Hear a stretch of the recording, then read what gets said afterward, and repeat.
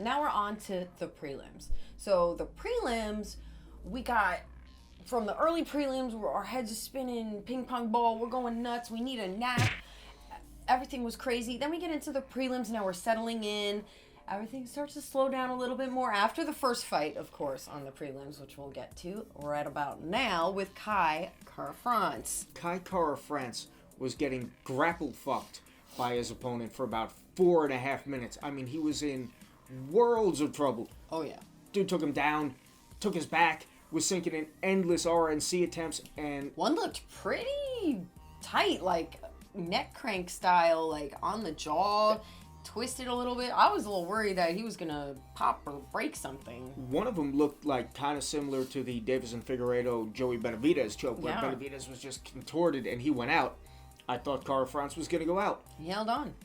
Fights off all the chokes, gets back to standing, and just blah, blah, blah, knocks his man out, face plants him into the octagon mat, walks off, walk-off KO, except as KaraFrance is making his victory lap around the octagon, Herb Dean is still standing like, I don't know, is the fight over? We can't tell. So KaraFrance comes back to like mangle his man one more time, and then Herb Dean's like, yeah, okay, yeah, the fight's over.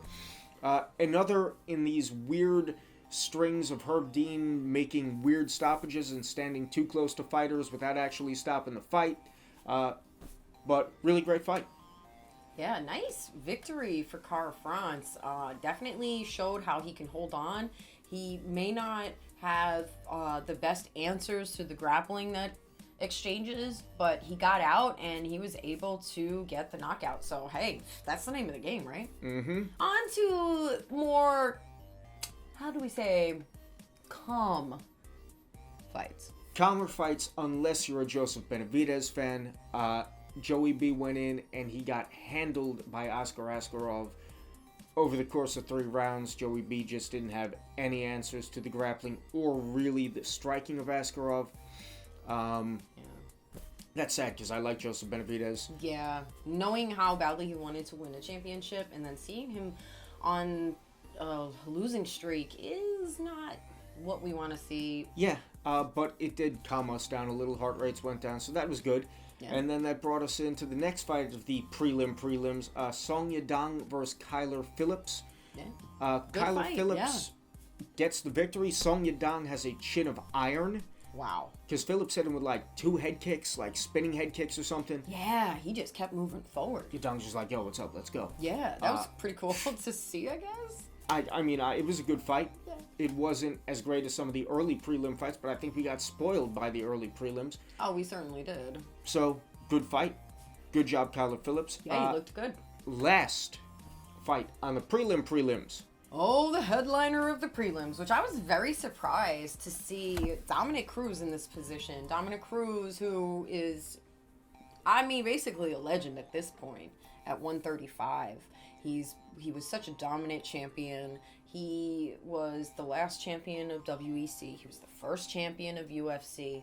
He held on to that belt for a long time. He had a string of injuries, of course, so he wasn't fighting as much. But on a long layoff, he's back, and what does he do? He dominates, for the most part, except according to the judges. But whatever, split decision. I thought it was 29-28 Cruz across the board, but yeah, it was a split decision. One of the judges gave the fight to Kenny.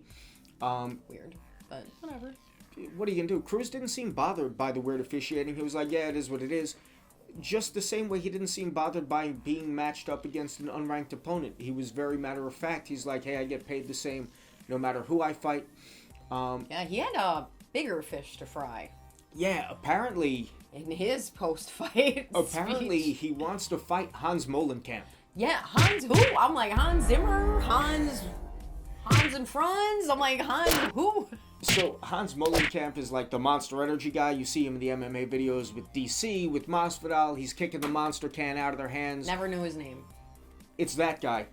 And apparently, Dominick Cruz doesn't like him.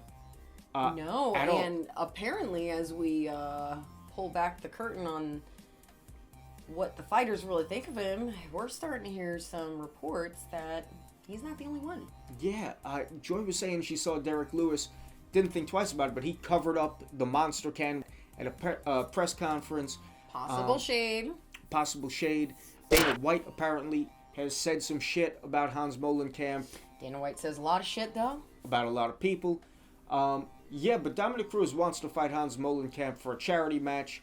I think the charity match is neither here nor there. I think he just wants to fight him. Unless, as Big John McCarthy and Josh Thompson suggested, this is all a work. And Molenkamp is in on this. I don't know. It's tough to tell because the way Dominick Cruz talks smack is very hard to tell, like, where his emotions are. He just delivers everything with the same way, with the same inflections, same delivery every time. So I have no idea if this is true or false or what he's thinking, but from what I saw, he seemed like he was pretty pissed at this guy. Yeah, it seems like he's not very happy with Hans Molenkamp. Yeah, accusing him of clout chasing. Keeping money from sponsored athletes.